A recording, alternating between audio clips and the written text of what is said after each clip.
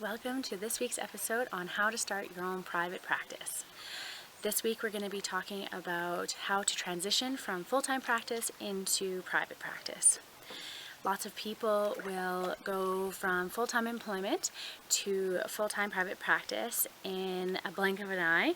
They'll quit their full-time jobs and commit to starting their practice with 100% of their efforts.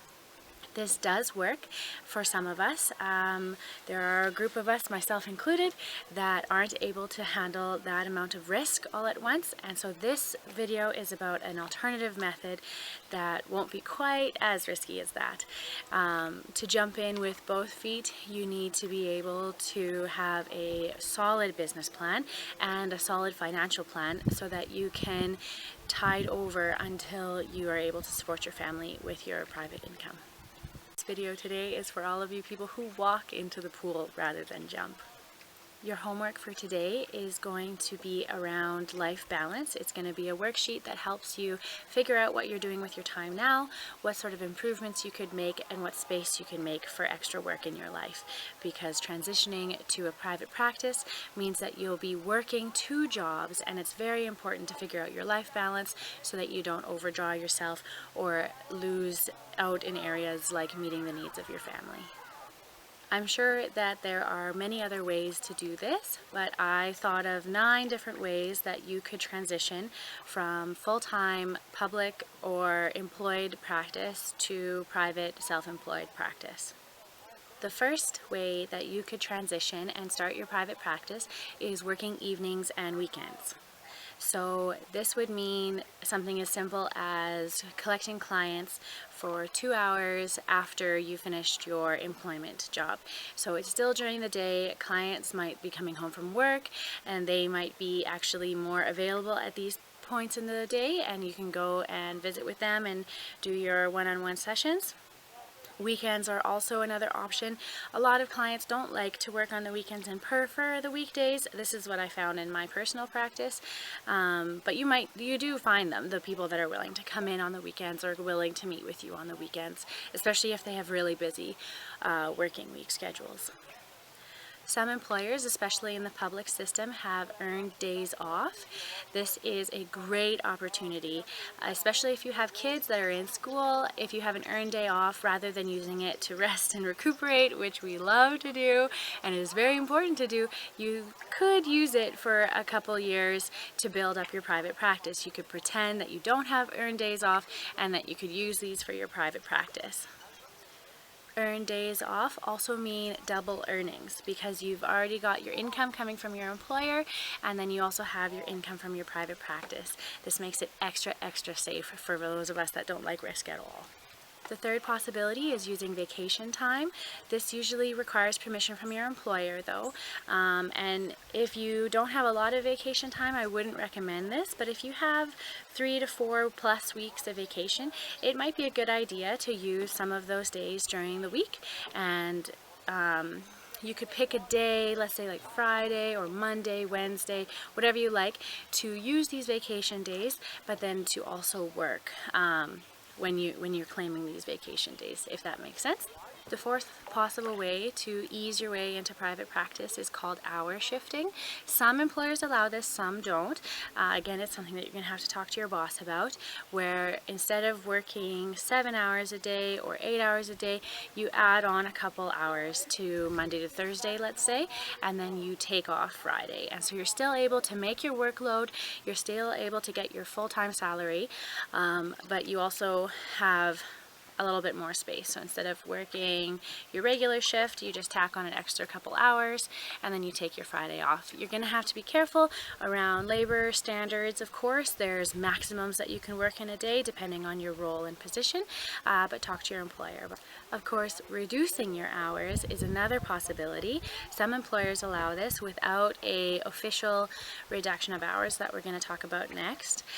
Just asking for a couple extra leave of absence days, and so you would have maybe your earned days off days that allow you to take a business development day every, let's say, 3 weeks, maybe 2 weeks, and then you would have a leave of absence day that would let you increase the frequency of that.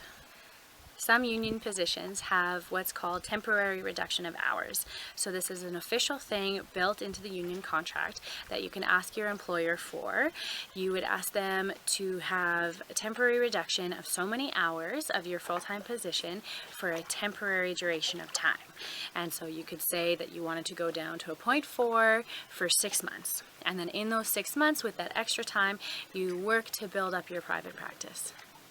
This also means that you're going to make an impact on other people, because it's likely that your employer will post your position for a temporary posting, kind of like a mat leave, and somebody else will come into your workspace and complete your role while you're away. This slides into the next point, our 7th way to go into private practice, a permanent reduction of hours. So if you've been building up your practice and things are going well and you have reliable referral sources, then you're going to want to make that reduction of hours permanent. Again, this is something that you do with your union and your employer, and then they post the rest of your job permanently for whoever was filling your temporary role. The 8th possible way to slide into private practice is by quitting your full-time job but picking up casual employment. A lot of hospitals have casual acute care positions that you could slide into to supplement your income while you continue to build your practice. As you've probably noticed, these suggestions are for as you get more and more clients, and so you're going to want to start off with the early suggestions when you first get into it and move on to the later suggestions as you get a heavier caseload in your private practice. And our 9th idea, of course, is that you could take a sabbatical.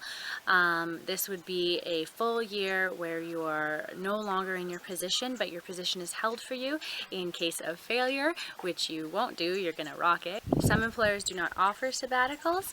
Another way to look at this, though, is maybe a mat leave. A lot of people think that their mat leave is a bad time to start a private practice, but it's actually not a terrible time to start doing your business planning and maybe a couple casual jobs here and there. Of course, there's lines on how much employment you can take up, how much money you can make while you're still earning a mat leave wage. It is a great time to plan your business whenever your munchkin is sleeping, but you have to, it depends on the personal situation and all that kind of stuff. But yeah, sabbatical or mat leave, a long period of time of taking off.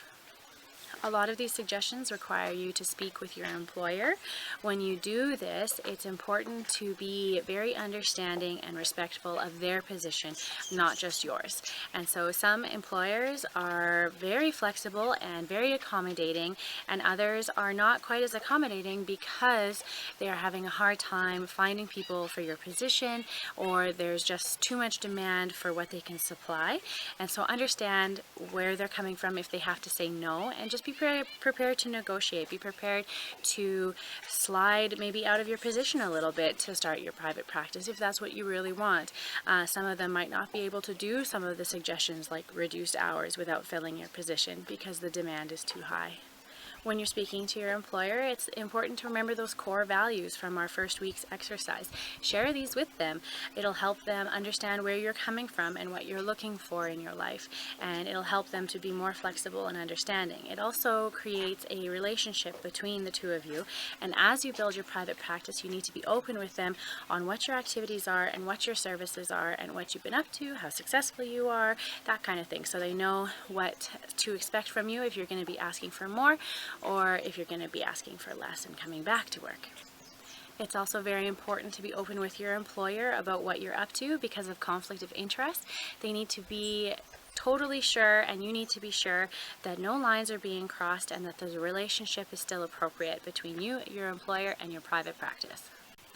Before you speak to your boss, it's important to review your union books if you're in a union position so that you understand what kind of terminology they use, what has already been set up for your role, and what has been decided that is not appropriate.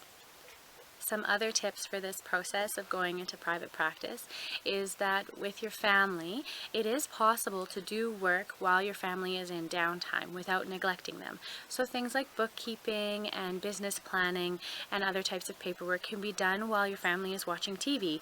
Maybe a favorite show that you've already seen or a movie you've already seen. You can be sitting there doing paperwork and still be attentive to their needs when they want to talk to you, rather than locking yourself in a room away from your family to work. I know a lot lot of people recommend this for your business, that you need to be isolated in a way.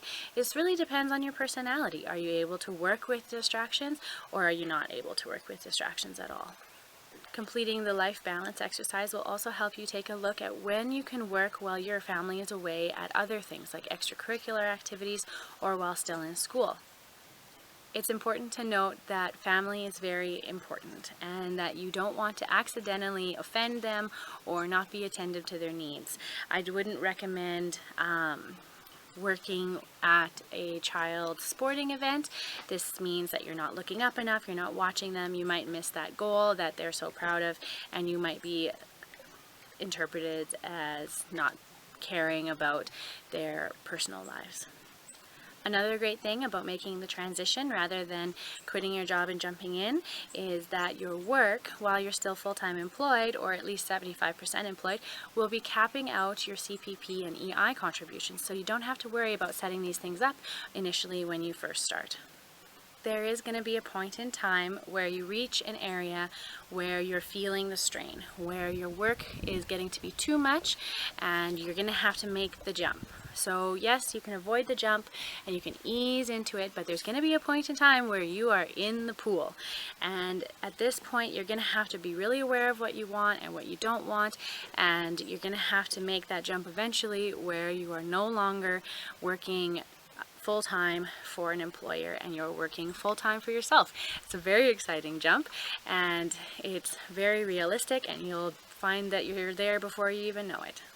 So your homework for this week is to do a life assessment, and you'll find the worksheets attached, and you're just going to want to go through and write what you do in every half-an-hour period for a 24-hour period, and then do a little bit of math and do a little bit of coloring, and you'll see what kind of life balance you have and what kind of areas might need a little bit more attention.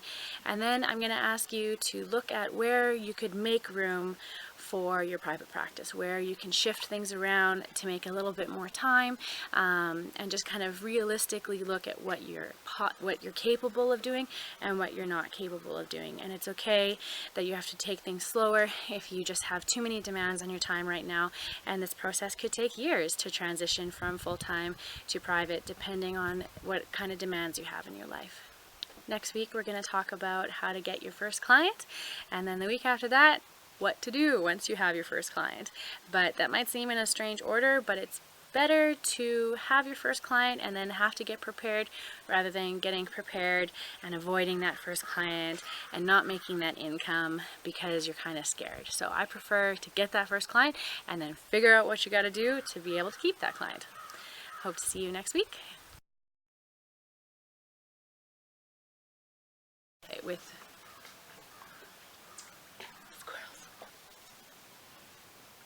these squirrels are going to attack me. I'm going to freak out.